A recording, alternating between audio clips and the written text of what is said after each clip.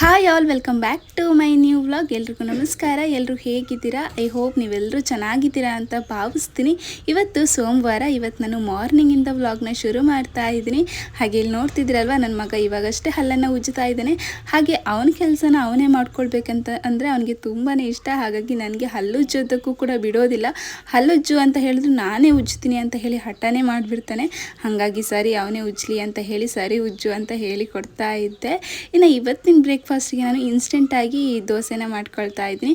ಅಂದರೆ 1 ಕಪ್ ಆಗುವಷ್ಟು ಗೋಧಿ ಹಿಟ್ಟು, 1 ಕಪ್ ಆಗುವಷ್ಟು ರಾಗಿ ಹಿಟ್ಟು, ಹಾಗೆ 1 ಕಪ್ ಆಗುವಷ್ಟು ಅಕ್ಕಿ ಹಿಟ್ಟನ್ನು ಬಳಸ್ಕೊಂಡು ಇವತ್ತು ದೋಸೆನ ಮಾಡ್ಕೊಳ್ತಾ ಇದ್ದೀನಿ. ಹಾಗೆ ಅದಕ್ಕೆ ಎಷ್ಟು ರುಚಿಗೆ ಉಪ್ಪು ಬೇಕು ನೋಡಿ ಅಷ್ಟನ್ನು ಸೇರಿಸ್ಕೊಂಡೆ. ಹಾಗೆ ಒಂದು ಸ್ವಲ್ಪ ಮನೇಲಿ ಕ್ಯಾಬೇಜ್ ಇತ್ತು ಅಂತ ಹೇಳಿ ಅದನ್ನೇ ಸ್ವಲ್ಪ ಕಟ್ ಮಾಡಿಕೊಂಡು ಹಾಕ್ಕೊಳ್ತಾ ಇದ್ದೀನಿ. ಒಂದು ಸ್ವಲ್ಪ ಚಿಕ್ಕದಾಗಿ ಕಟ್ ಮಾಡ್ಕೊಂಡು ಹಾಕ್ಕೊಂಡಿದ್ದೀನಿ. ಹಾಗೆ ಇದಕ್ಕೆ ಒಂದು ಸ್ವಲ್ಪ ಈರುಳ್ಳಿ ಹಾಗೆ ಕರಿಬೇವಿನ ಸೊಪ್ಪನ್ನು ಹಾಕ್ಕೊಂಡಿದ್ದೀನಿ. ನಿಮ್ಮ ಹತ್ರ ಕೊತ್ತಂಬರಿ ಸೊಪ್ಪು ಹಾಗೆ ಸಬ್ಸಿಗೆ ಸೊಪ್ಪೆಲ್ಲ ಮನೇಲಿ ಇತ್ತು ಅಂತ ಹೇಳಿದ್ರೆ ಅದನ್ನು ಕೂಡ ಸೇರಿಸ್ಕೊಳ್ಬೋದು. ಬಟ್ ಮನೇಲಿ ಅದೆಲ್ಲ ಇರಲಿಲ್ಲ ಅಂತ ಹೇಳಿ ಅದನ್ನೆಲ್ಲ ಸೇರಿಸ್ಕೊಂಡಿಲ್ಲ. ಇನ್ನು ಇದಕ್ಕೆ ಸ್ವಲ್ಪ ನೀರನ್ನು ಸೇರಿಸ್ಕೊಂಡು ದೋಸೆಗೆ ಯಾವ ಒಂದು ಕನ್ಸಿಸ್ಟೆನ್ಸಿ ಬೇಕು ನೋಡಿ ಆ ಕನ್ಸಿಸ್ಟೆನ್ಸಿಯಲ್ಲಿ ನಾನು ಹಿಟ್ಟನ್ನು ರೆಡಿ ಮಾಡಿಕೊಂಡೆ. ಹಾಗೆ ಇದೊಂದು ಸ್ವಲ್ಪ ನೆನೆಯೋದಕ್ಕೆ ಬಿಟ್ಟೆ ಒಂದು 10 ನಿಮಿಷ. ಅಷ್ಟರಲ್ಲಿ ಸ್ವಲ್ಪ ಡಿಟಾಕ್ಸ್ ಡ್ರಿಂಕ್ನ ಮಾಡ್ಕೊಳ್ಳೋಣ ಅಂತ ಹೇಳಿ ಒಂದು ಬೀಟ್ರೂಟ್ನ ಹಾಕ್ಕೊಂಡು ಜ್ಯೂಸನ್ನ ಮಾಡ್ಕೊಳ್ತಾ ಇದ್ದೀನಿ. ಇದಂತೂ ಹೆಲ್ದಿಯಾಗಿರುವಂತಹ ಜ್ಯೂಸ್ ಅಂತಲೇ ಹೇಳ್ಬೋದು. ರಕ್ತನ ಜಾಸ್ತಿ ಮಾಡುತ್ತೆ, ಹಾಗೆ ಒಂದು ಸ್ವಲ್ಪ ದೇಹಕ್ಕೆ ಎನರ್ಜಿ ಕೊಡುತ್ತೆ ಅಂತಲೇ ಹೇಳ್ಬೋದು. ಇವತ್ತಿನ ಡಿಟಾಕ್ಸ್ ಡ್ರಿಂಕ್ ಬೀಟ್ರೂಟ್ ಜ್ಯೂಸ್ ಆಗಿತ್ತು. ಅದನ್ನು ಕುಟ್ಕೊಂಡು ಹಾಗೆ ಇವತ್ತು ಚೆನ್ನ ಮಸಾಲ ಮಾಡ್ಕೊಳ್ಬೇಕು ಅಂತ ಅಂದ್ಕೊಂಡೆ. ಹಾಗೆ ಕಾಬೂಲ್ ಕಡಲೆನ ಕುಕ್ಕರ್ನಲ್ಲಿ ಬೇಯೋದಕ್ಕೆ ಇಟ್ಟಿದ್ದೀನಿ. ನಾವು ತಾಯಂದಿರು ಮಕ್ಕಳನ್ನ ನೋಡ್ಕೊಳ್ಳೋದ್ರಲ್ಲಿ ಬ್ಯುಸಿಯಾಗಿರ್ತೀವಿ.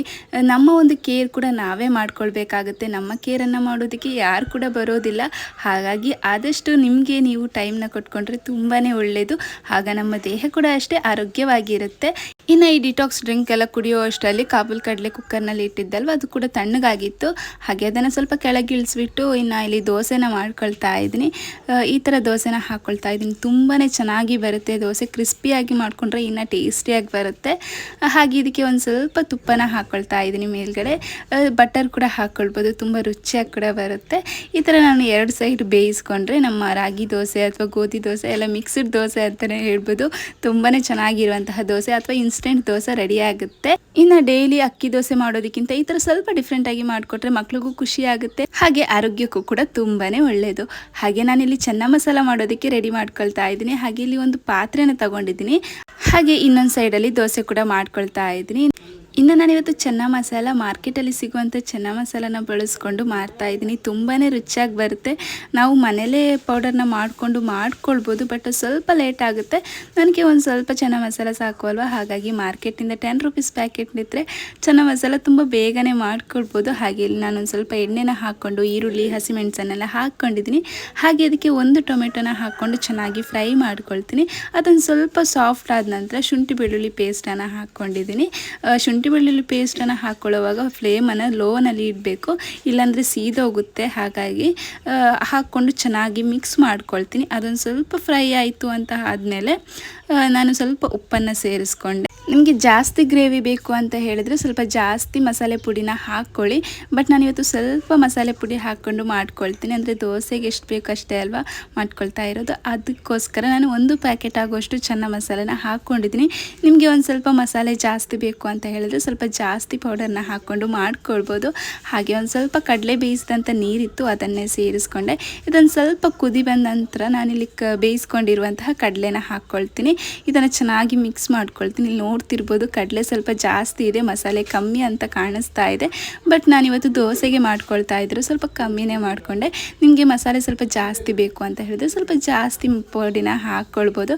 ಹಾಗೆ ಕೊನೆಯದಾಗಿ ಇದಕ್ಕೆ ಒಂದು ಸ್ವಲ್ಪ ಕಸೂರಿ ಮೇಥಿನ ಮಿಕ್ಸ್ ಮಾಡಿಕೊಂಡ್ರೆ ತುಂಬಾ ಚೆನ್ನಾಗಿರುವಂತಹ ಚೆನ್ನ ಮಸಾಲ ರೆಡಿಯಾಗಿರುತ್ತೆ. ತುಂಬಾ ರುಚಿಯಾಗಿ ಬರುತ್ತೆ.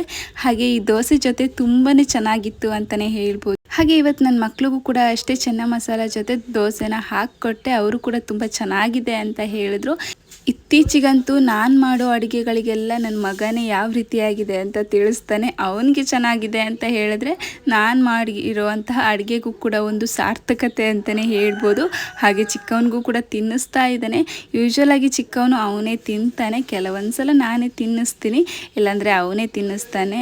ಇನ್ನು ಮನೆಯಲ್ಲಿ ಈ ಥರ ಒಂದು ಸ್ವಲ್ಪ ದೊಡ್ಡವರು ಹಾಗೆ ಚಿಕ್ಕವರು ಇದ್ದರೆ ದೊಡ್ಡವರನ್ನು ನೋಡಿ ಚಿಕ್ಕವರು ಎಲ್ಲವನ್ನು ಕಲಿತಾರೆ.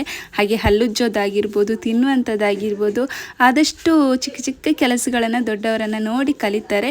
ಇದೊಂದು ಹೆಲ್ಪ್ ಆಗುತ್ತೆ ಅಂತಲೇ ಹೇಳ್ಬೋದು. ಇನ್ನು ಆಟದ ವಿಷಯಕ್ಕೆ ಬಂದರೆ ಇಬ್ಬರು ಕೂಡ ಜೊತೆಯಲ್ಲಿ ಆಟ ಆಡ್ತಾಯಿದ್ರೆ ಎಲ್ಲಿ ಬಿದ್ದು ಏನಾದರೂ ತಾಗಿಸ್ಕೊಳ್ತಾರೋ ಅಂತ ಹೇಳಿ ಟೆನ್ಷನ್ ಮಾಡ್ಕೊಳ್ತೀವಿ. ಮಕ್ಕಳನ್ನು ಆದಷ್ಟು ಇಂಡಿಪೆಂಡೆಂಟ್ ಆಗಿರೋದಕ್ಕೆ ಬಿಡಬೇಕು. ಯಾಕಂದರೆ ಅವರ ಕೆಲಸನ ಅವರೇ ಮಾಡೋದಕ್ಕೆ ಕಲಿತಾರೆ. ಹಾಗೆ ಯಾವುದೇ ಒಂದು ಕೆಲಸನ ಸರಿಯಾದ ವಿಧಾನದಲ್ಲಿ ಯಾವ ರೀತಿ ಮಾಡೋದು ಅಂತ ಹೇಳಿ ಅವರೇ ಕಲಿತು ಬಿಡ್ತಾರೆ. ಆ ಥರ ಕಲಿಯೋದ್ರಿಂದ ಅವರು ಎಲ್ಲಾದರೂ ದೂರ ಹೋಗಿ ಕೆಲಸ ಮಾಡಬೇಕಾದಂಥ ಪರಿಸ್ಥಿತಿ ಬಂದಾಗ ಅವರಿಗೆ ಯಾವುದು ಕೂಡ ಕಷ್ಟ ಅಂತ ಆಗೋದಿಲ್ಲ. ಸೊ ಹಾಗಾಗಿ ಮಕ್ಕಳನ್ನು ಆದಷ್ಟು ಇಂಡಿಪೆಂಡೆಂಟ್ ಆಗಿ ಬಿಡಬೇಕು. ಯಾಕಂದರೆ ಅವರ ಜೀವನ ಅವರೇ ರೂಪಿಸ್ಕೋಬೇಕು. ಜೀವನ ಅನ್ನೋದು ತುಂಬಾ ಕಷ್ಟ ಇದೆ.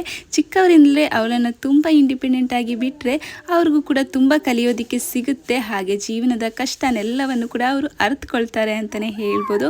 ಹಾಗೆ ಬ್ರೇಕ್ಫಾಸ್ಟ್ ಎಲ್ಲ ಮುಗಿಸಿ ಕೂಡಲೇ ಅವನು ಇಲ್ಲಿ ಸೈಕಲ್ ಬಿಡೋದಕ್ಕಂತ ಬಂದ. ಯಾಕಂದರೆ ಅಣ್ಣ ಸ್ಕೂಲ್ಗೆ ಹೊರಟಿದ್ದಾನೆ, ಇನ್ನು ಸೈಕಲ್ ನಂದೆ ಅಂತ ಹೇಳಿ ಇವನ ಒಂದು ಯೋಚನೆ. ಯಾಕಂದರೆ ಅಣ್ಣ ಸ್ಕೂಲ್ಗೆ ರೆಡಿ ಆಗಿದ್ದಾನೆ, ಹಾಗಾಗಿ ಇವತ್ತು ಸೈಕಲ್ ಸವಾರಿ ನಂದೆ ಅಂತ ಹೇಳಿ. ಆದರೆ ಅವನಿಗೆ ಒಂದು ಸ್ವಲ್ಪ ಮನಸ್ಸಲ್ಲಿ ಭಯ, ಎಲ್ಲಿ ಅಣ್ಣ ಬಂದು ಕೂತ್ಕೊಬಿಡ್ತಾನೆ ಅಂತ ಹೇಳಿ. ಅಣ್ಣಂದು ನಿನ್ನೆಯಿಂದನೇ ರಾಗ ಆಗ್ತಾ ಇದೆ. ಯಾಕಂದರೆ ನನಗೆ ಬೇರೆ ಸೈಕಲ್ ಬೇಕು, ಇದು ಇವನಿಗೆ ಆಯಿತು, ನನಗೆ ಬೇರೆ ಸೈಕಲ್ ತಂದುಕೊಡು ಅಂತ ಹೇಳಿ. ದೊಡ್ಡವನಿಗೆ 1 ವರ್ಷ ಇದ್ದಾಗ ತಂದಂಥ ಸೈಕಲ್ ಇದು ಸ್ವಲ್ಪ ಹಳೇದಾಗಿದೆ.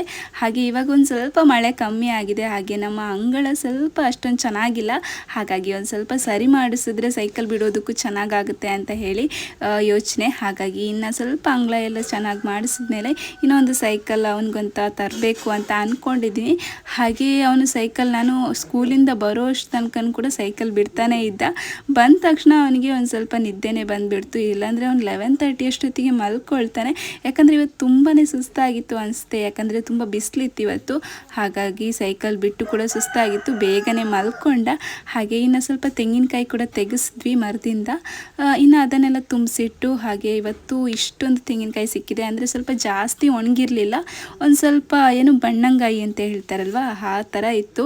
ಪರವಾಗಿಲ್ಲ, ಅದನ್ನು ಯಾವಾಗಲೂ ಸಾಂಬಾರಿಗೆ ಯೂಸ್ ಮಾಡ್ತೀವಿ ಅಲ್ವಾ, ಪರವಾಗಿಲ್ಲ ಅಂತ ಹೇಳಿ ಆ ಥರದ್ದೇ ತೆಗೆದ್ವಿ. ಅಂದರೆ ಜಾಸ್ತಿ ಕಾಯಿ ನಮಗೆ ಈ ಸಲ ಸಿಗಲಿಲ್ಲ. ಸ್ವಲ್ಪ ತೆಂಗಿನ ಮಡ್ಲೆಲ್ಲ ಇತ್ತು, ಅದನ್ನು ತೆಗೆಸಿದ್ವಿ. ಯಾಕಂದರೆ ಮಕ್ಕಳು ಅಲ್ಲೇ ಇರ್ತಾರೆ, ಹಾಗಾಗಿ ಭಯ ಆಗುತ್ತೆ. ಸೊ ಹಾಗಾಗಿ ಮಡ್ಲೆಲ್ಲ ತೆಗೆಸಿದ್ವಿ. ಹಾಗೆ ಸಾಂಬಾರಿಗೆ ಕಾಯಿ ಕೂಡ ಇರಲಿಲ್ಲ ಅಂತ ಹೇಳಿ ಒಂದು 2-3 ತೆಂಗಿನಕಾಯಿ ಸಿಪ್ಪೆ ಕೂಡ ತೆಗೆದು ಇಟ್ಟೆ. ಇವತ್ತಿನ ಒಂದು ವ್ಲಾಗ್ ಈ ಥರ ಇತ್ತು. ಐ ಹೋಪ್ ನಿಮಗೆ ಇವತ್ತಿನ ಒಂದು ವ್ಲಾಗ್ ಇಷ್ಟ ಆಗಿದೆ ಅಂತ ಅಂದ್ಕೊಳ್ತೀನಿ. ಹಾಗೆ ನಿಮಗೆ ನನ್ನ ವೀಡಿಯೋಸ್ ಇಷ್ಟ ಆಗ್ತಾ ಇದ್ದರೆ ಪ್ಲೀಸ್ ನನ್ನ ಚಾನಲ್ನ ಸಬ್ಸ್ಕ್ರೈಬ್ ಮಾಡ್ಕೊಳ್ಳಿ. ಆದಷ್ಟು ಒಳ್ಳೆ ವೀಡಿಯೋಸ್ನ ಹಾಕೋದಕ್ಕೆ ಟ್ರೈ ಮಾಡ್ತೀನಿ. ಹಾಗೆ ನೀವೇನಾದರೂ ನನ್ನ ಚಾನಲ್ನ ಫಸ್ಟ್ ಟೈಮ್ ನೋಡ್ತಾ ಇದ್ದರೆ ಪ್ಲೀಸ್ ಚಾನಲ್ನ ಸಬ್ಸ್ಕ್ರೈಬ್ ಮಾಡ್ಕೊಳ್ಳಿ. ಹಾಗೆ ಇವಾಗ ಒಂದು ಸ್ವಲ್ಪ ಮಳೆ ಕಮ್ಮಿ ಆಗಿದೆ, ಸ್ವಲ್ಪ ತುಂಬ ಬಿಸಿಲು. ಈ ಬಿಸಿಲಂತೂ ತುಂಬ ಉರಿ ಬಿಸಿಲು ಅಂತಲೇ ಹೇಳ್ಬೋದು. ಹಾಗೆ ತೆಂಗಿನಕಾಯಿ ಸಿಪ್ಪೆ ಎಲ್ಲ ತೆಗೆದು ತುಂಬಾ ಬಾಯಾರಿಕೆ ಆಗ್ತಾ ಇತ್ತು. ಹಾಗೆ ಒಂದು ಸ್ವಲ್ಪ ಲೆಮನ್ ಜ್ಯೂಸ್ನ ಮಾಡ್ಕೊಂಡು ಕುಡಿದೆ. ಹಾಗೆ ಅದಕ್ಕೆ ಒಂದು ಸ್ವಲ್ಪ ಗಸಗಸೆ ಕೂಡ ಹಾಕ್ಕೊಂಡಿದ್ದೆ. ಇದಾಗಿತ್ತು ಇವತ್ತಿನ vlog. Thank you for watching. ಮತ್ತೊಂದು ಹೊಸ ವಿಡಿಯೋದೊಂದಿಗೆ ಮತ್ತೆ ಸಿಗ್ತೀನಿ.